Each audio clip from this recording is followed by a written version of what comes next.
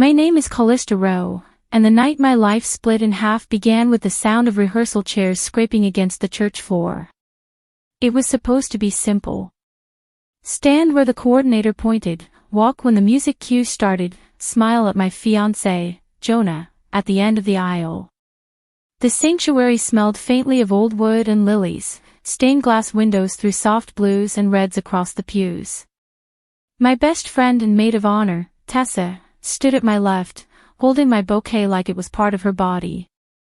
We'd practiced this scene in our heads since we were teenagers. Okay, one more run and then we're done, the coordinator called. From the top. I felt Tessa's arm brush mine as we turned. For a second, it grounded me. Then she exhaled sharply, like she'd been holding something in for too long. You know what? She muttered under her breath. I can't do this. I thought she was joking. Do what? Walk in a straight line. But she was already shoving the bouquet into my hands. The lilies bent awkwardly against my fingers. She stepped out of line, heels clicking on the polished floor. Everyone stilled, bridesmaids midway through a turn, groomsmen frozen halfway down the aisle, Jonah at the altar with his hands in his pockets. Tess. I tried to keep my voice low, steady. What's going on? I'm sorry, she said, too loudly for it to be private anymore. Her eyes looked wet but hard. I can't be part of this. Her words echoed off the high ceiling. The coordinator's clipboard slipped a little in her hand. Jonah's eyebrows pulled together, his jaw tightening. My mother, seated in the front pew, went very still, as if a sudden movement might shatter the scene. What does that mean? I asked, heat rising into my face. My pulse beat in my throat. You can't be part of my wedding. Tessa opened her mouth like she might explain, but what came out instead was a small, choked noise. Then she turned on her heel and walked straight down the aisle, past the empty pews, past the program table we'd organized together.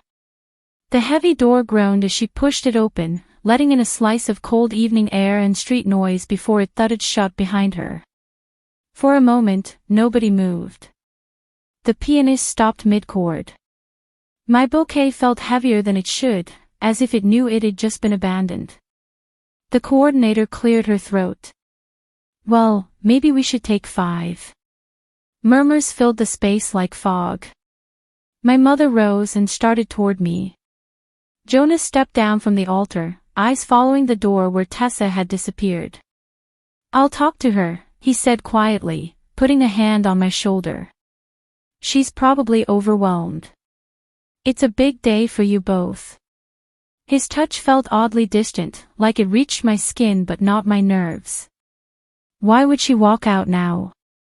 I whispered. No one had an answer. There was just the smell of lilies wilting slightly under the heat of the lights, the dust motes turning in the colored beams from the windows, and the growing sense that something inside my neatly arranged life had just cracked open. I didn't know it yet, standing there in my rehearsal dress with my bouquet clutched in both hands, but the crack wasn't random. Someone had been tapping at it from the inside for a long time. The restaurant we'd booked for the rehearsal dinner was just 3 blocks from the church. Warm light spilled through the windows, catching in the glasses and polished flatware. People laughed too loudly, filling the space with a forced cheerfulness that made my head buzz.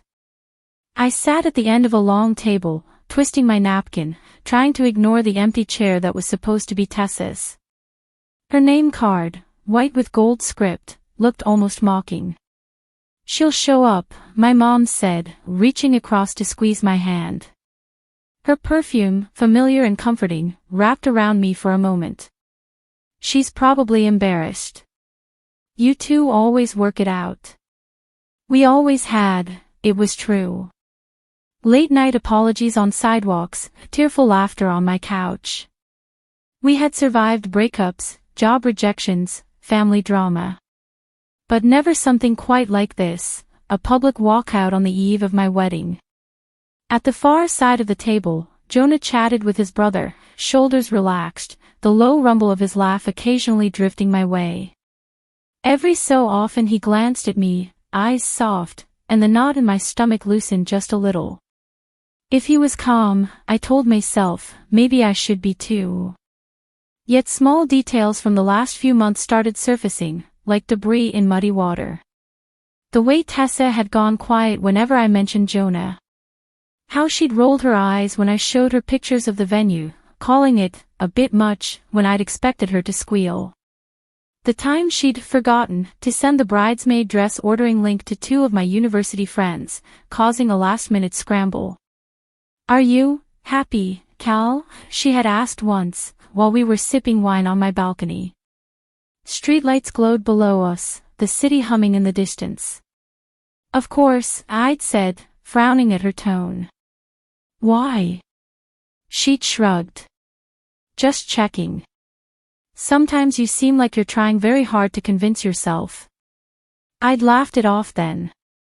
Told myself it was her way of being protective. Now, staring at her empty chair, those moments took on a different weight. The appetizers arrived, carried on large white plates. My father clinked his fork against his glass and stood to give a short speech. Words of love, of pride, of my little girl starting a new chapter. My throat tightened. I felt eyes on me from every direction, cousins, colleagues, Jonah's parents, bridesmaids who had rehearsed walking down that aisle with me hours earlier. I smiled when I was supposed to. I dabbed at my eyes when the room collectively, added a joke about my childhood obsession with fairy tale weddings. Inside, I kept thinking, she has never done this before. Walked away from me without a word. Not like that. During dessert, my phone buzzed on the table beside my plate. A habit made me flip it over to glance at the screen. New message, you need to see this. The sender was one of my bridesmaids, Lila. My heart gave a strange lurch. Lila was seated only 3 chairs down from me, engaged in conversation with someone, her own phone face down beside her. Which meant she had sent this earlier. Or from somewhere else. I unlocked my phone. Another message loaded beneath the first. From unknown.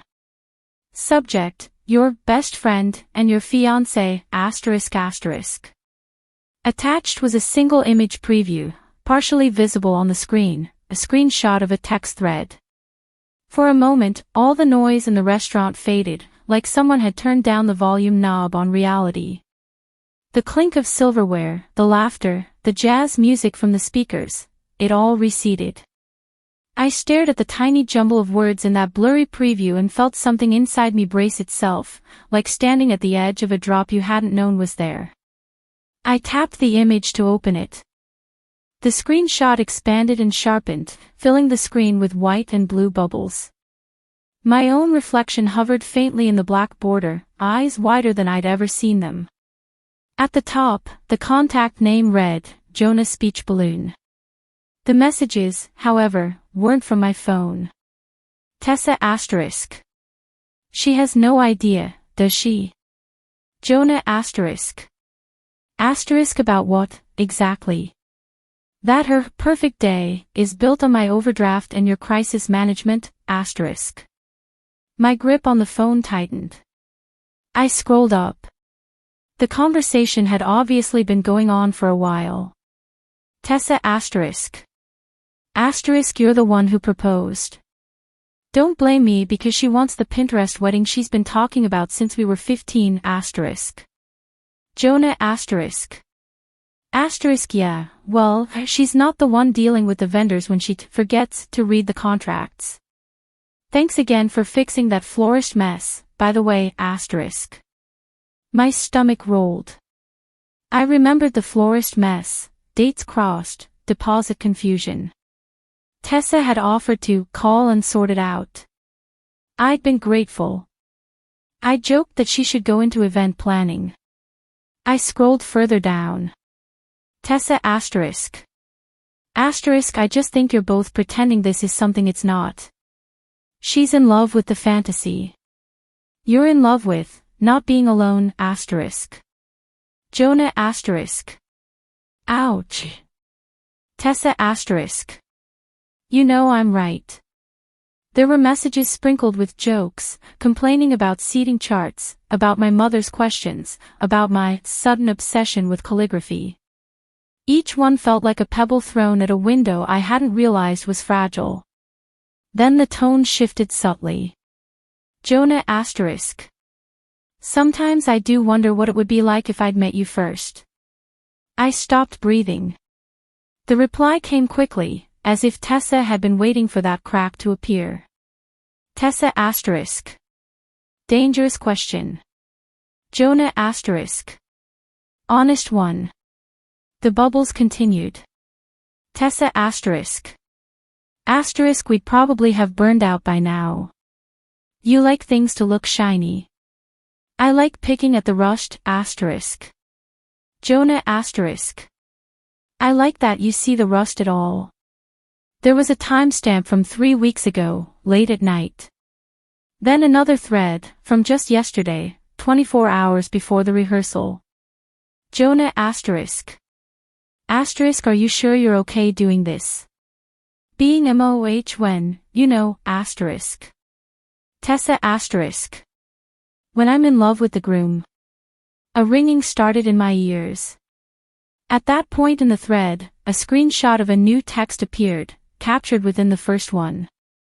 Someone else had added another layer, highlighting that particular message in bright yellow, like a highlighter stroke over a sentence in a book. Tessa asterisk. Asterisk, I'll survive. She's my best friend. She deserves the illusion, asterisk. My finger hovered above the glass. Part of me wanted to drop the phone into my water glass, let the screen go black, pretend none of this existed. But my hand moved instead. I scrolled. The last set of messages were from that afternoon, timestamped during the rehearsal. Jonah asterisk. Asterisk, she looks happy. You did good with the dress, asterisk. Tessa asterisk. Asterisk, don't. I can't do this, asterisk. Jonah asterisk. Tessa asterisk. Asterisk, if I walk out now, it's because I'm trying not to ruin her life. One of us has to be honest, asterisk. The screenshot ended there. At the bottom of my screen, beneath the image, was Lila's message. Lila asterisk. Asterisk, someone forwarded this to me from a group I don't recognize. I think it was meant to be anonymous, but your name is all over it. I didn't want to show you before rehearsal and make you fall apart. I'm sorry you're seeing it like this, asterisk. My hands were trembling. I set the phone down, face up, as if distance might dull the impact. The restaurant suddenly felt too warm. The collar of my dress itched against my skin. I could hear Jonah's laugh at the other end of the table, light and easy, as if his words on that tiny glowing screen belonged to someone else. I stared at my reflection in my water glass. The woman staring back looked like me, but thin somehow, stretched around this new truth. They had been talking behind my back. Not just venting about wedding stress, but dissecting my feelings, questioning my reality, flirting with lines that should never have been crossed. And Tessa had walked out not because she couldn't support me, but because she could no longer pretend. The betrayal wasn't just that they'd said those things.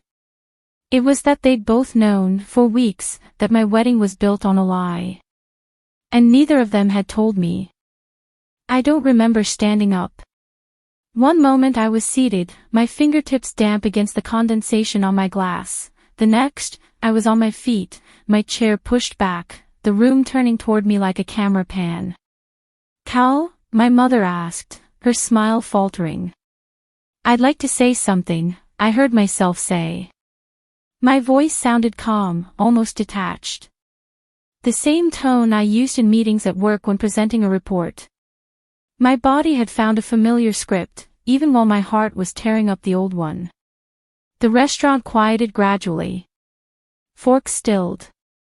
Conversations tapered off. Jonah's eyes found mine. There was warmth there, concern even. I realized with a hollow sort of clarity that I didn't know which parts of his expression were real anymore. Of course, he said. Go ahead, babe. I picked up my water glass. My other hand slid my phone off the table, the screen still lit with the screenshot. I held it low, hidden by the edge of the glass, like a secret I was about to give away. Thank you all for being here, I began.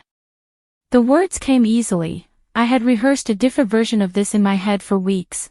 Thank yous, promises, little anecdotes about growing up, about Jonah.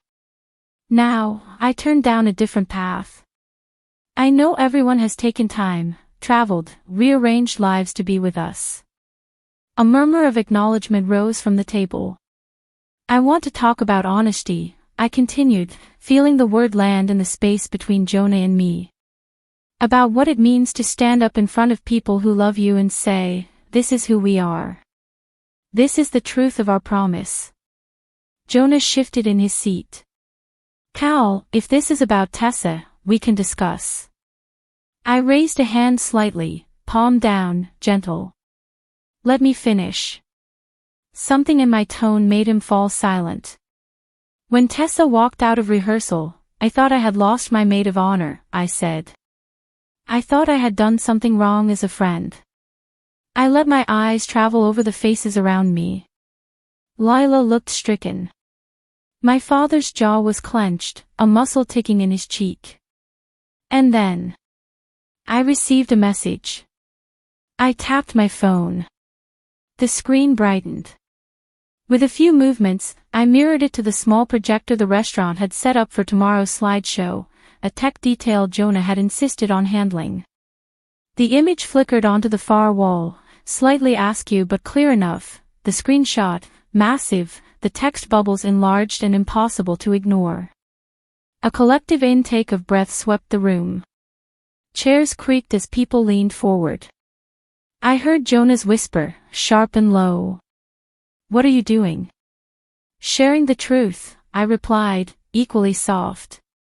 On the wall, the highlighted lines sat like a neon wound. When I'm in love with the groom. No one spoke. The jazz music in the background played on, oblivious, a saxophone weaving a lazy melody around the tension. I don't know who originally took this screenshot, I said, addressing the room. I don't know which group chat it came from, or why it was finally leaked. But I know it shows my fiancé and my best friend discussing my wedding, my feelings, my supposed illusions, without me. My hands were steady now. A strange, cool clarity had settled over me. Tessa isn't here to explain, I went on. But Jonah is. Jonah stared at the wall, then at me, then back again. His skin had gone pale, a faint sheen of sweat on his forehead. This is blown out of proportion, he said, his voice cracking on the last word. We were venting, Cal, weddings are stressful. You know that. In love with the groom is not venting, I said. Silence. He swallowed. She was exaggerating. You know how she is. And look at my messages. I never said I. You said you wondered what it would be like if you'd met her first, I cut in gently. You said you liked that she saw the rust. You both talked about my wedding as if it were a performance I was staging. As if I were a child obsessed with shiny things, not a woman making choices about her life. Across the table, Jonah's mother covered her mouth with her hand. Jonah's brother stared at his plate. I took a breath, feeling the weight of what I was about to do. I'm not going to scream, I said. I'm not going to throw my ring or flip this table. That's not who I am. A faint, brittle laugh rippled somewhere, then died. But I am going to do something much quieter and much more permanent, I continued. I'm not going to marry a man who lets my best friend believe she's the one being honest while he stands beside me and calls me his future. I slipped the ring from my finger. The tiny movement felt enormous. I set it gently on the table between us. It made a soft, final sound against the wood. "I'm canceling the wedding," I said. "You and Tessa can decide what to do with the truth you've both been dancing around. I'm done carrying it for you." For a moment, no one moved. The projector hummed quietly, the blown-up text still glowing on the wall like evidence in a courtroom. Then my father stood, placing a hand on my shoulder. "We're leaving," he said, his voice firm but measured. As I walked out of the restaurant, the cool night air wrapped around me like a shock and a blessing. Behind me, the door closed on the murmur of voices and the faint echo of a wedding that would never happen. Ahead of me, the city lights blurred slightly through my unspilled tears. For the first time in months, I felt something approaching relief. The morning that was supposed to be my wedding day dawned soft and gray. Rain had washed the night clean, leaving the streets slick and reflective. From my apartment window, the world looked like a painting someone had gently smudged with their thumb. My phone lay on the coffee table, face down. It had been buzzing on and off since dawn, missed calls, messages, notifications. Apologies, shock, gossip. I let them stack up like unread mail. Instead, I made coffee. The simple routine steadied me: scoop, pour, wait. The scent filled the small kitchen, rich and familiar. I wrapped my hands around the mug, feeling the warmth sink into my palms. My wedding dress hung in the corner, a ghost of intention. Layers of tulle and silk, carefully steamed and fitted. The sight of it didn't hurt as much as I'd expected. It was just fabric now. The story I'd wrapped around it had changed. On the table beside my mug lay a printed copy of the screenshot. I had asked the print shop on the corner to do it yesterday, slipping the image onto a USB drive with surprising calm. The clerk hadn't looked twice. To him, it was just ink on paper. To me, it was something else entirely. It was proof, yes. But it was also a mirror, reflecting not just their betrayal, but the places where I had abandoned myself. The messages about my fantasy, my illusion, they stung because there was a slice of truth in them. Not in the way they meant, but in the way I had been willing to smooth over my doubts to keep the picture intact. I remembered the time Jonah had dismissed my job as just marketing stuff in front of his friends. How I'd laughed along to soften the edge. I remembered Tessa telling me, "You're not really the hiking type," when I admitted I wanted to try something outside my comfort zone. I had let little dismissals pile up like confetti, colorful and harmless looking, until they obscured the floor beneath my feet. The betrayal wasn't just theirs. It was also the quiet ways I had betrayed myself. My phone buzzed again. This time, I picked it up. A new message from Tessa glowed on the screen. Tessa asterisk. Asterisk, I'm so sorry. I never meant for you to see it like that. Or at all. I thought walking away would be kinder, asterisk. Kinder. As if tearing herself out of my life without explanation was mercy. I stared at the message, feeling no urge to reply immediately. The old version of me would have rushed to fix it, to smooth things over, to understand her side before honoring my own pain. Instead, I set the phone down again and picked up a pen. On the back of the printed screenshot, I began to write. Not to Tessa. Not to Jonah. To myself. Dear Callista. Asterisk, you almost married a story instead of a person. You almost chose loyalty to an image over loyalty to your own quiet doubts. You are allowed to want more than shiny things. You are allowed to want someone who doesn't just see the rushed, but stays to build something solid with you, asterisk. The words flowed gently, steady as the rain tapping against the glass. I wrote about the girl who used to think love meant enduring anything, forgiving everything, bending until she almost disappeared. I wrote about the woman now sitting in a quiet apartment on the day she was supposed to say, "I do," choosing instead to say, "I won't." When I finished, I read the letter back to myself. My chest ached, but in a way that felt like stretching a muscle that had gone unused. I folded the paper carefully and slid it into a plain envelope. On the front, I wrote a date 5 years from now. A small promise to reread it then, to see who I'd become. The ring was still on the kitchen counter where I'd dropped it last night after my parents drove me home. In the morning light, it looked different. Less like a symbol, more like an object, a circle of metal and stone. I picked it up and placed it in a small jewelry box with other things I no longer wore but didn't quite want to throw away. Some endings didn't need to be dramatic. Some things could simply be set aside. Later that day, I called the venue, the caterer, the florist. I apologized for the inconvenience, accepted the deposits lost, listened to the sympathetic noises on the other end. With each call, the previous version of my life loosened its grip a little more. I didn't block Tessa or Jonah. I didn't send fiery messages or demand explanations. I sent 2 short texts. To Jonah. I hope you find the honesty you couldn't give me. Please contact my father regarding any remaining financial details. To Tessa.